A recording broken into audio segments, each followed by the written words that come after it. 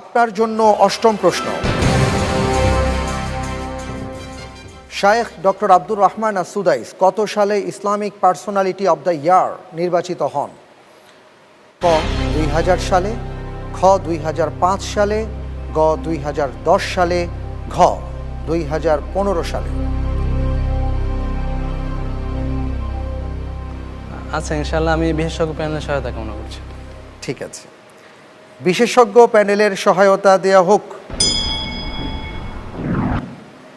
তো এই পর্যায়ে তোমাকে যেই সহযোগিতাটা আমরা করতে পারি সেটি হলো, আজ থেকে 13 বছর আগে এই ঘটনাটি ঘটেছিল।